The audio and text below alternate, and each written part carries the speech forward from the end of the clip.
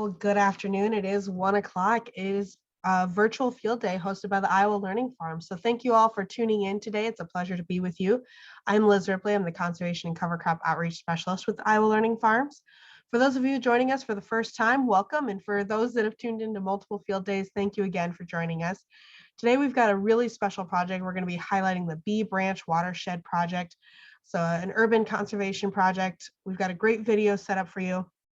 But a little bit more about the Iowa Learning Farms, for those who may not be as familiar. We are based on campus at Iowa State University. We were founded in 2004, and our goal is to build a culture of conservation. And we do that by working with farmers and landowners, researchers and scientists, and even, yes, some of our urban residents to implement conservation practices that help improve water quality, soil health, and helping folks do so while remaining profitable.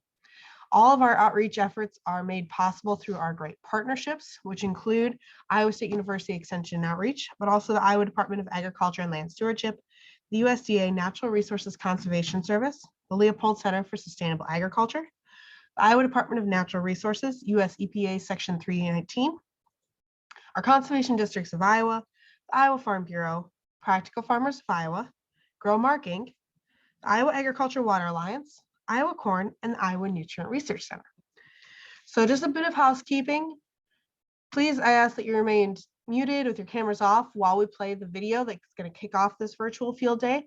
But following the video, you're more than welcome to unmute to ask your question directly to our presenter today, or you can submit them anytime via the chat box, and I'll make sure that we get those to our speaker here following the video. Following today's virtual field day, I'm going to be sending out a brief evaluation. It should take about 5 minutes. We really appreciate your feedback. Also included in that email will be a link to today's virtual field day that's being recorded. So if you know someone that couldn't join us today, feel free to share the link with them. It'll also be posted to our YouTube channel, so you can find it there as well. So again, we're going to be highlighting the Bee Branch Watershed project located in the city of Dubuque. So this is a really unique project, and I don't want to give away too much of the video, but it started in 2013 when it got its first form of funding, and they've done some really incredible things to help address both flooding and water quality in the city of Dubuque. Our presenter today, both in the video and available to ask questions following, is Darren Meering. He's the civil engineer for the city of Dubuque. So with that, I'm going to stop talking and get the video playing. So thank you again for joining us, and here we go.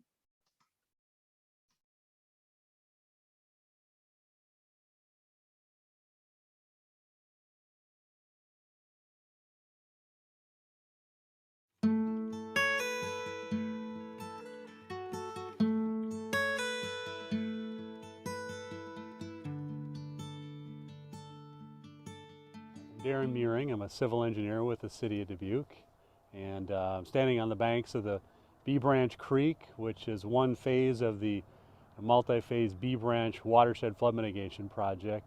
The main primary goal of that effort or project is to address, urban flooding, flash flooding, mitigate the damage that's been occurring, in these neighborhoods for over a decade, if not longer.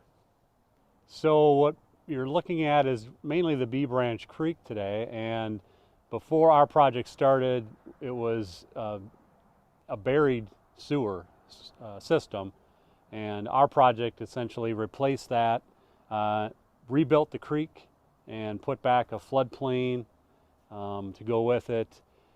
How we did that was through natural plantings, through prairie grass, through again, just having a daylighted creek where the water is exposed to the sunlight.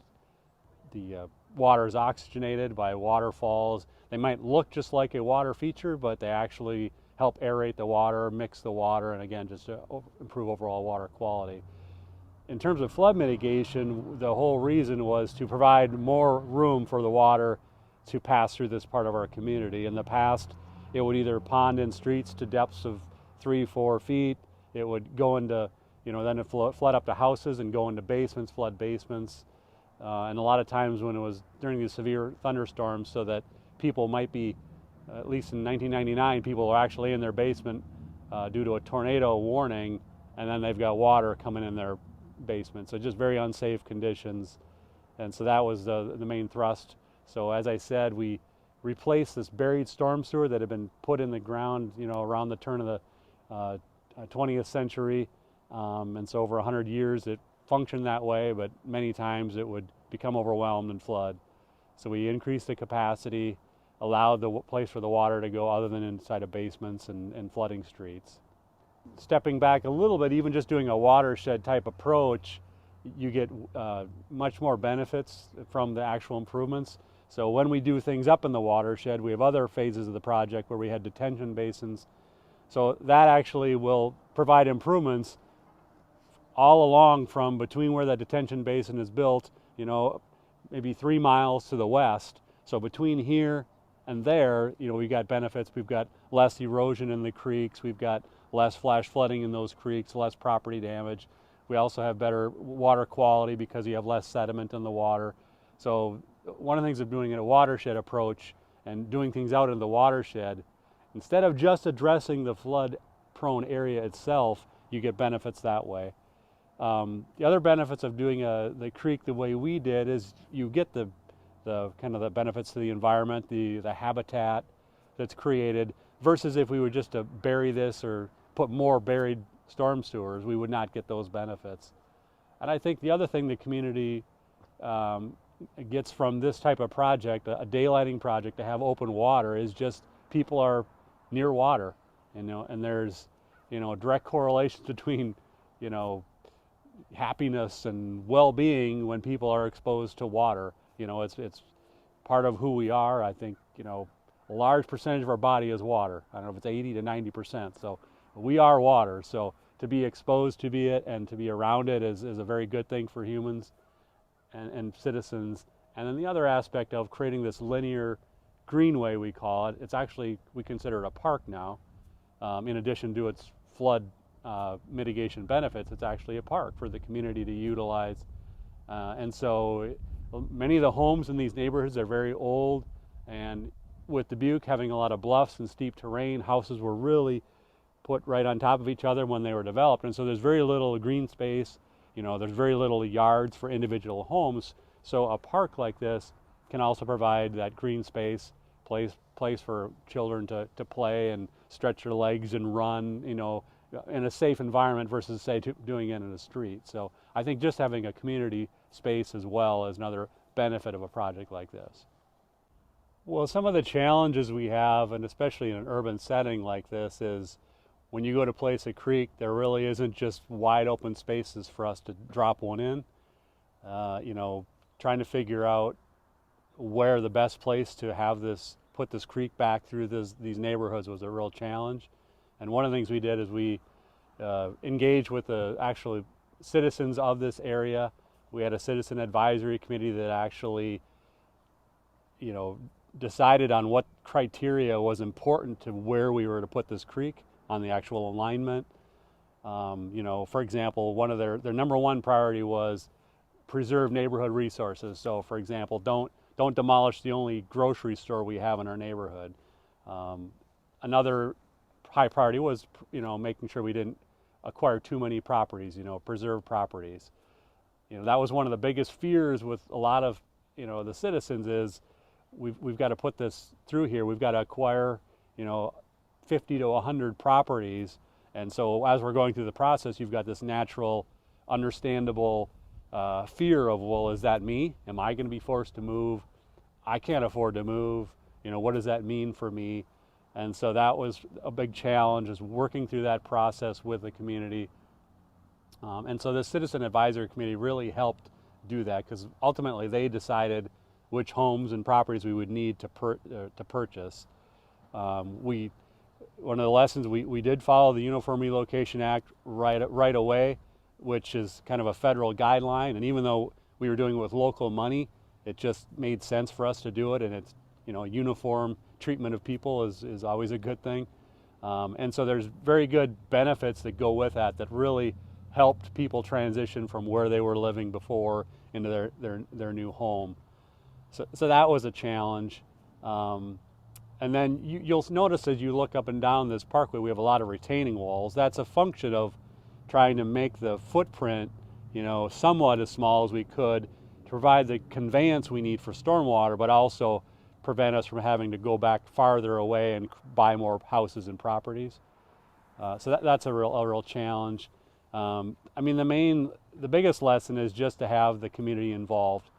You know, as as a planner or a scientist or an engineer, I can sit in my cubicle and I can try to design what I think would be the best solution, based on engineering or scientific or planning reasons.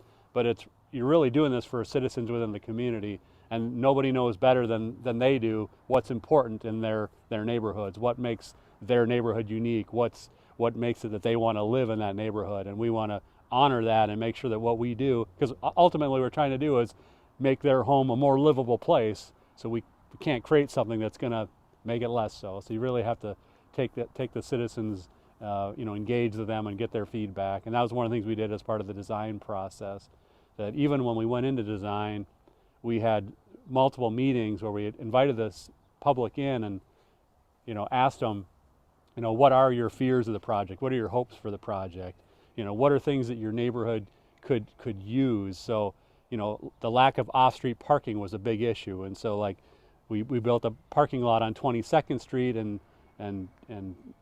Prince, and it's really a trailhead parking, but we actually made it a little larger because we recognized that the need for off-street parking.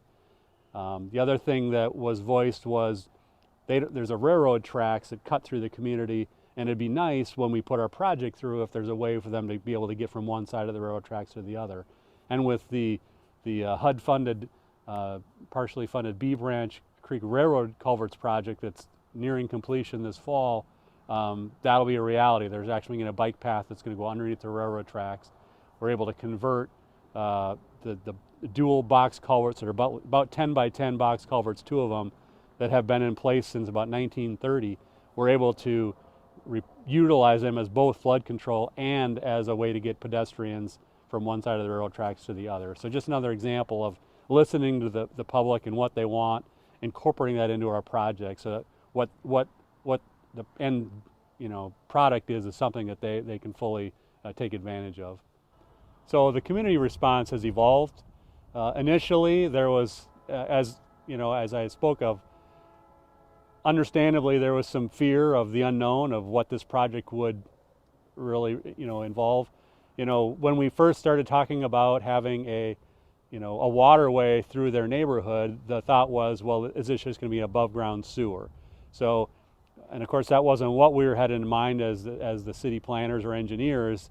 It just took a while to work through that process, and that's why we engage with the public to, like I mentioned, get their input on the actual alignment, where we're going to put it, but then actually what is the look and feel of the waterway, the creek and green space, and so that they were heavily involved. So because we went through that process, the public largely embraces this project. The number of people who come down here in the evening, either to just a bike or to walk their dog, or and the other part I think that it really provides that's, this project is kind of situated in what I would say is our more affordable housing, our older housing stock. So you've got a lot of younger families, blue collar type homes, if you will. Over the years, these served the pack company, which was a huge industry for our community.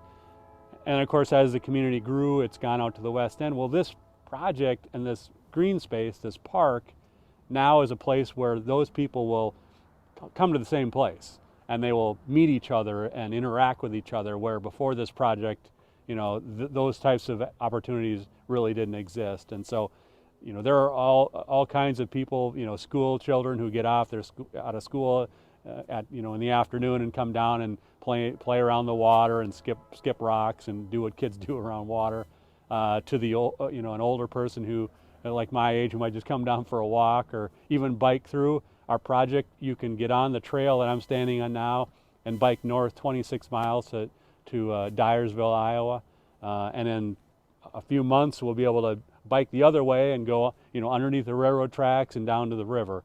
So a lot of opportunities and a lot of benefits that the citizens are really enjoying these days. The project itself is made up of 3 different distinct phases. The lower or downstream section is closer to the river.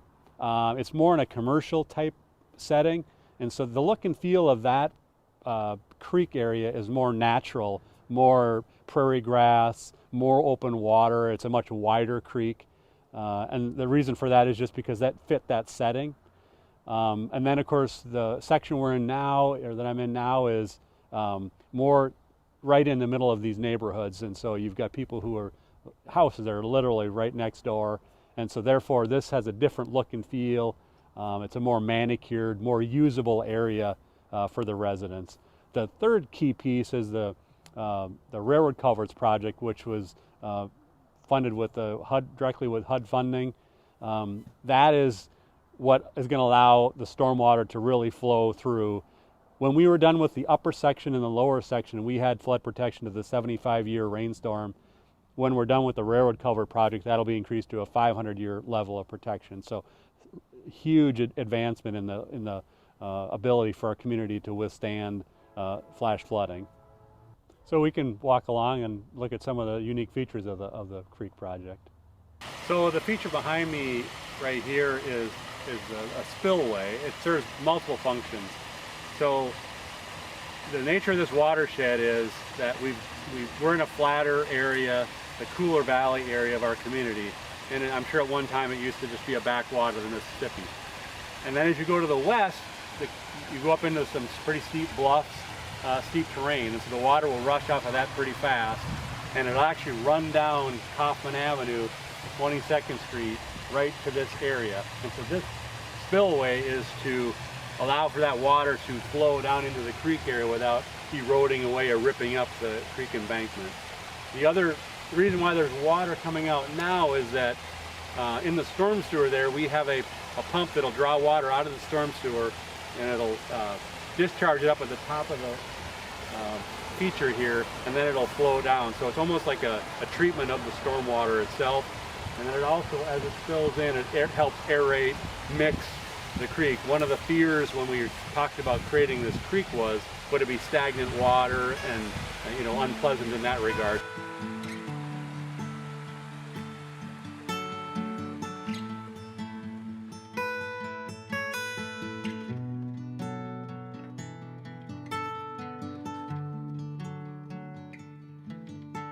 So we're now in the downstream section of the B Branch Creek, or the lower B Branch as we referred to it as.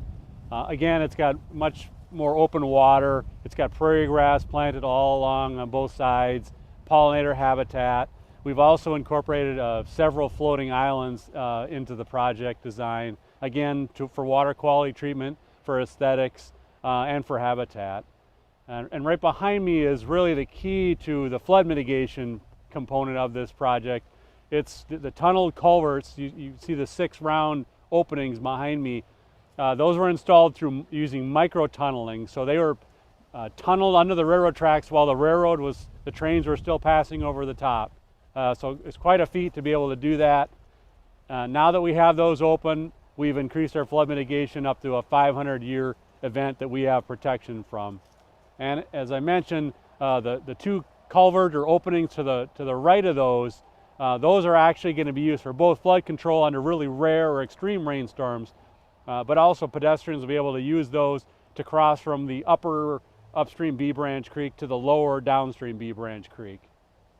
So one of the features that's behind me here is you can just see it above the water line. There's a long gray colored metal structure. That's the gate that we can raise or lower to adjust and maintain the water level in the upper section of the B Branch Creek. When the Mississippi River comes up to certain stages, we want to prevent that water from backing all the way up into the upstream section because it might be there for several weeks. It could kill the vegetation. By having the gate prevent that, we increase the flood protection, increase storage, maximize the efficiency of the storm sewer systems up there. So, I mean that's really our project. The citizens of Dubuque should be really proud of what we've been able to accomplish here. The size and scope of this project is, should be well beyond the scope of a city our size, but through the partnerships we fostered at the local, state, and federal levels, and the financial assistance we've been able to obtain, was what made this a reality. And I guess the biggest thing, you know, we talk about flood mitigation, but what does that really mean? It's really peace of mind. You know, before our project, you had people who, if there was a prediction of a rainstorm, they'd go to bed at night worrying, are they going to wake up and have to deal with flooded basement again? And so that's really what this project, you know, in addition to just its beauty and the amenity of it all, of this additional space that they can come and experience, it's really the peace of mind that when we do have these flash floods, that they can be a thing of the past, that rainstorms will just be, you know, it'll be more of a prelude to a good night's sleep with the rain, you know, pattering on the roof versus a prelude to a nightmare the morning after.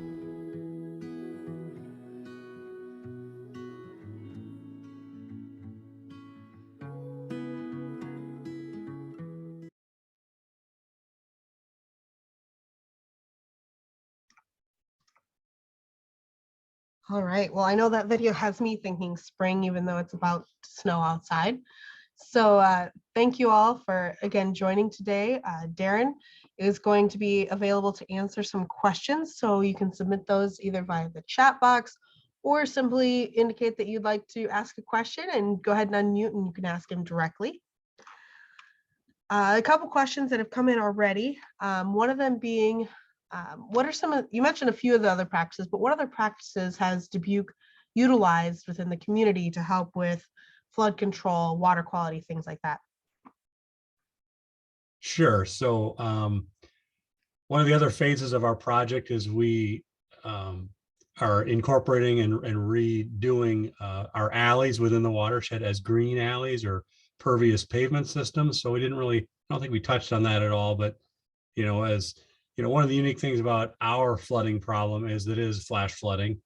You know, it's different than Cedar Rapids. It's different than maybe Iowa City or someone, you know, along more of a classical creek, where, you know, if we can just reduce 1 inch of rain that happens in 2 hours, that's a huge deal for us. And so being able to infiltrate and reduce the volume of rain that you can achieve just through the green alleys. So we've converted already 80 of the 240 alleys within the watershed as these green alley pervious pavement systems. So that's one example.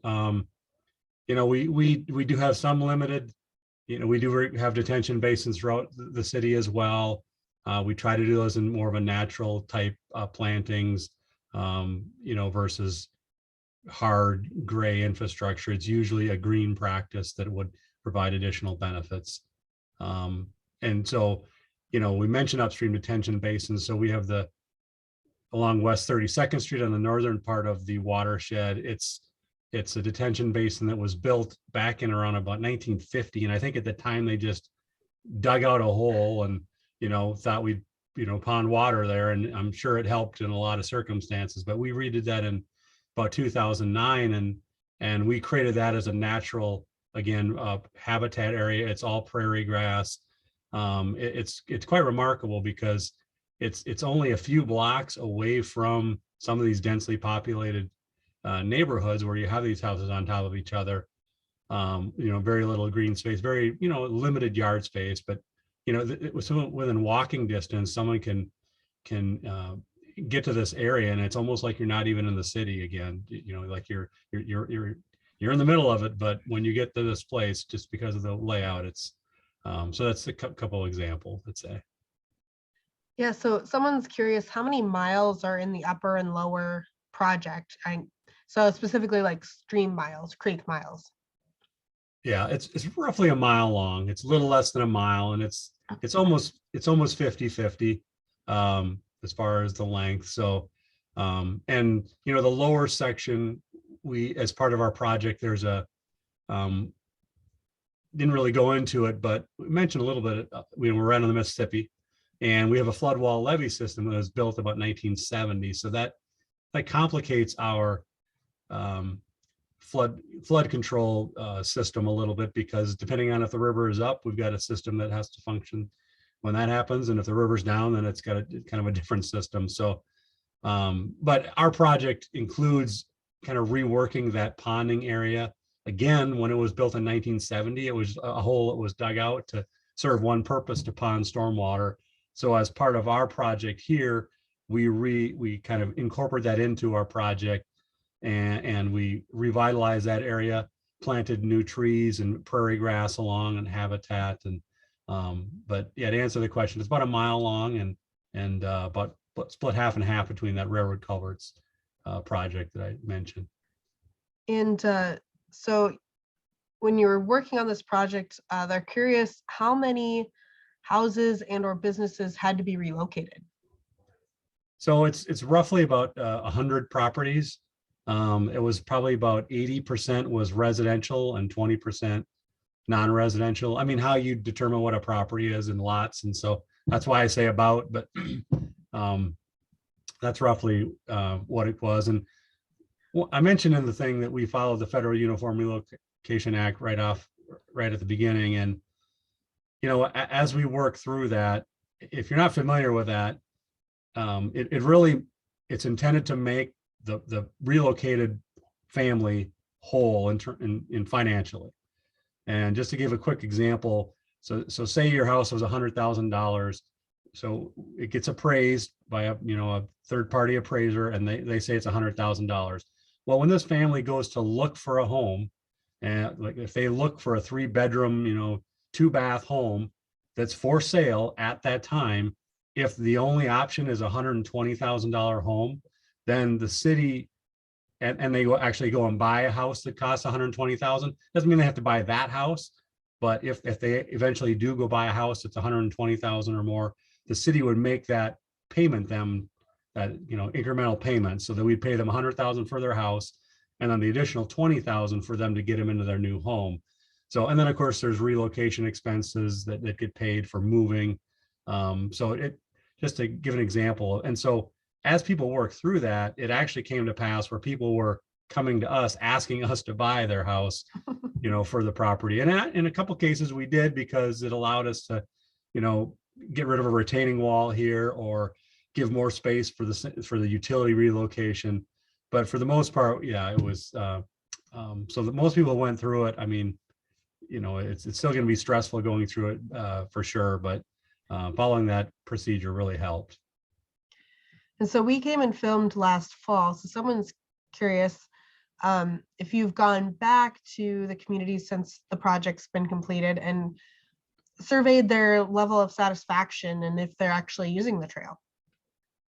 Well, that's a great suggestion. I mean, that's great suggestion. All I can say is, just being out there. I mean, we do have very active neighborhood associations, neighborhood groups that we engage with regularly as we are working through this process, and we are still involved with them. And so, and of course, we've met all those people and we see them around. And so there has been feedback that way, but we haven't, to your question, really went out and sought their input. And I think that's something I'm going to follow up with our information services officer, because I think that'd be a great idea. Yeah, so we have some local people on and they can attest to the park and the quality of the bike trail. And they're curious, when will the tunnel under the railroad tracks be officially opened? So right now, the project that they're referring to is, like I said, we've got the upper and lower section. Well, right in between, there's railroad tracks. It's actually an operating railroad yard with several tracks where they switch and store trains, tracks, and cars. So we're just finishing up on that project, and we expect it to be completely done by the end of April. We've got some paving, asphalt paving that temperature-based improvements that we need to finish up. There's an off chance that it might open before that as far as a trail, but right now we expect it to be completely open by the end of April. That's awesome. That'll be an exciting day. Yeah. So curious, you mentioned the gate that's near that area.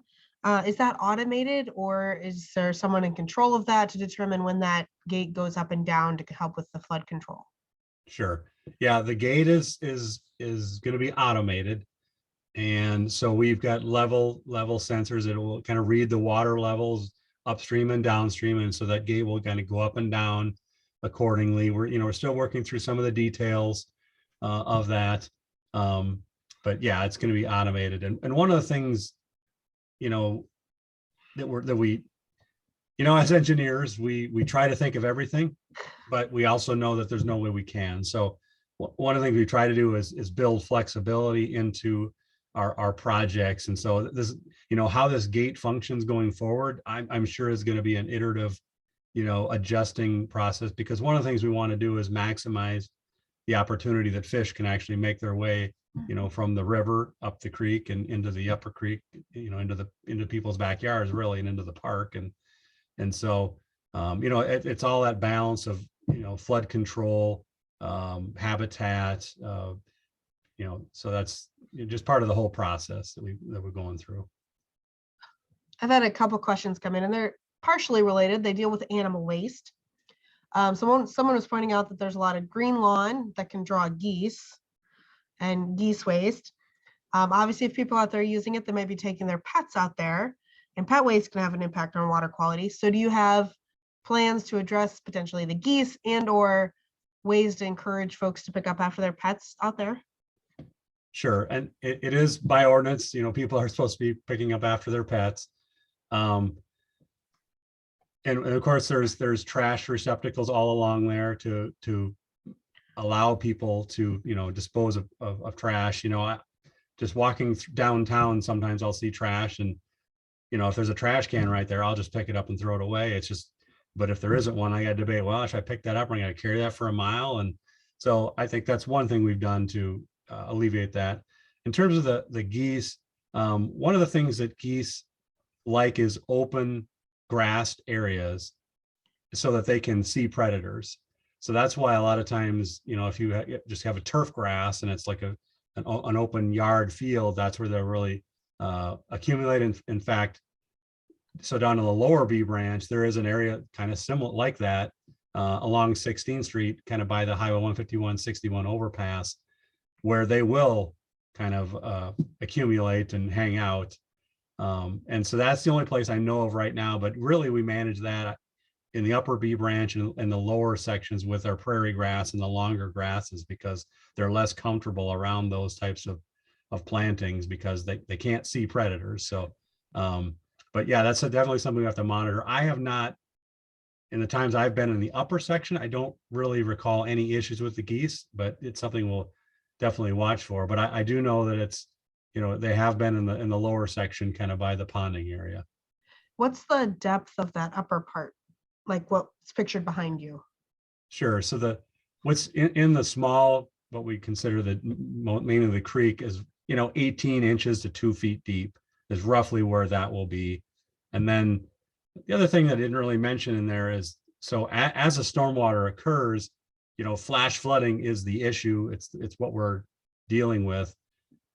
What happens with the creek though is it just slowly comes up. It's just the water surface will slowly rise. There is no wave of water that will come through there.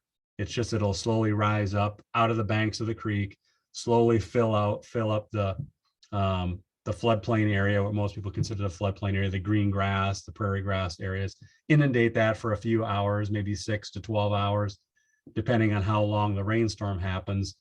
And then what would happen is that water would then be dewatered out of there. So for example, if the river is high below, we've got that gray gate that we talked about, if that is up to prevent the water from, then we have to pump that upper area dry. And so we've got the system in place to do that within like 6 to 12 hours, depending on how deep the water gets. So, and then the lower B branch, the creek that's, that will actually bounce or be dictated by the depth of the river or the elevation of the river. And so that'll fluctuate between maybe 3 feet to, 6 or 7 or 8 feet deep, depending on the river stage. And so having been to Dubuque myself, I've seen a few of your signages. We've seen a couple in the video, but do you have any plans for informational signage as another piece of the puzzle with your education outreach efforts in regards to this project? Yeah, so what we have on there today is we've got series of, I guess, informative, interpretive signs where they're just 2x3, plaques kind of on pedestals that describe, one describes the history of the area, one describes, the prairie grass plantings, native plantings, one describes the bioswales. We've got a community garden area with not really community garden, but it has more of a edible plantings in the area. So that's one thing we have today. The other thing that we'll be looking into is potentially wayfinding signs, especially now that, it does connect all the way to Dyersville, 30 miles away and then to the river. So when you're entering the area, you can kind of find your way and find where the restroom is. This is connected to one of our larger community parks. And so where there's a restroom. And I guess the other thing that we do have there today is we have two larger kiosks that actually have TVs in them and monitors that we can play, have playback and present information. And there is signs in there that we can add to. So definitely something we need to look forward to and work towards, especially, like I said, as we open this all up and, people could be coming literally from 15 miles away and kind of giving them direction how to get to other places in our community. So what advice would you have for other communities that are struggling with flash flooding? Where to start, who to contact? Well, I think the biggest thing is not to be afraid of how big the problem is. I think, you have to, one of the things that the Dubuque has been really good at is we plan our work and then work our plan. So, study the situation, just to give an example, when I first started with the city about 24 years ago, one of the first things I was to do was to help work on a kind of a watershed management plan, drainage plan for the city. And at the time, we weren't even really going to look at the Bee Branch watershed because the thought was it's too big of a problem. It would be just way too expensive to do anything in the Bee Branch watershed. But then we had a flood that hit in 1999. And then we had a flood that hit in 2002 and so on and so forth. And it basically forced us to look at that problem, no matter how big it was, to look at it and look at potential solutions. The other huge and important aspect is to involve the public, because one, if it is a big undertaking, they're going to have to help pay for it. And so to make sure they understand what they're getting, what the benefits are, what the implications of not doing anything are, and even what the end result is, getting their input so that it's their project. It's really a community project. That's important because, like I said, I could come up with a solution in my cubicle in my or an office, but that's my solution. That's not the community solution. It has to be the communities. They're the ones who are ultimately going to have to pay for it and live with it. All right. Well, I'll give folks a little bit more time to put their questions in. This has been a really great discussion so far. I'm going to share my screen really briefly, because if you attended today for a CCA credit, you can go ahead and send me an email. I'll put my information in the chat box as well. If you can send that to me by 5 p.m. today, I'll make sure you get your credit. And while we're focusing on urban conservation practices and water quality, there are connections to these other practices as well. So if you are an Iowa landowner that's interested in putting a wetland, oxbow, bioreactor, saturated buffer, or other in-field conservation practices, I'd be happy to help either advise or connect you with someone who can. So you can contact me with that same email I'll put in the chat box here shortly.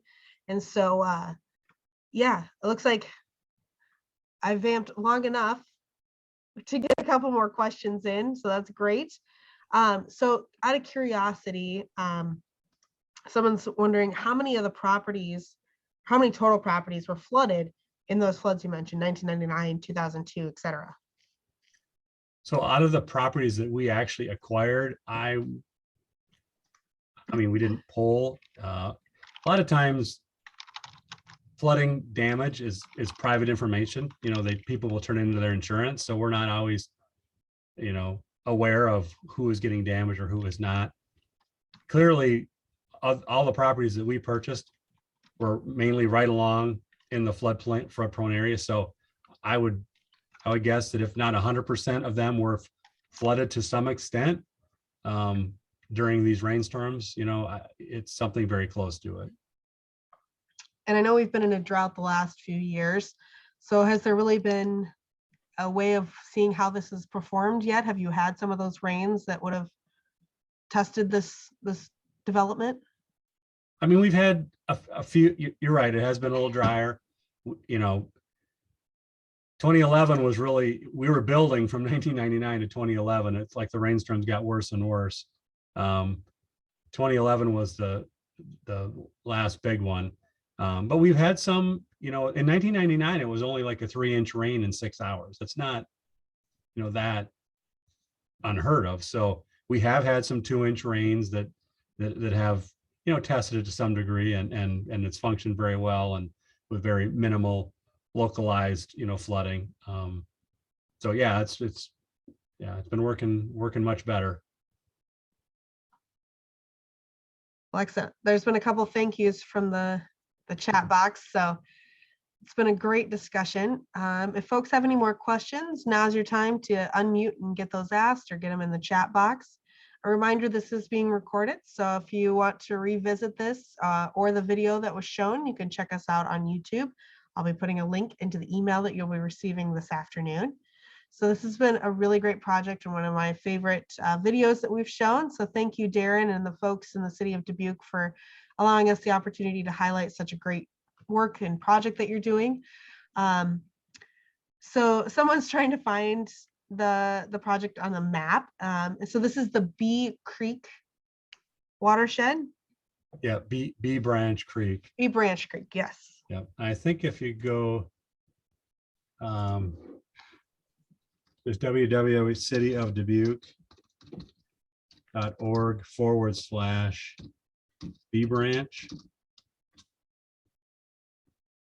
It'll bring you right to our webpage, and there's a lot of information on there as far as, I'm sure there's maps and videos that you can see of the actual flooding and things of that nature. So yeah, well, I'm eager to get my bike out there. Looks like a great trail, and I look forward to the warmer weather again so we can get out there and enjoy these green spaces. yeah. All right, well, thank you again, Darren. I'm going to hit Thank you.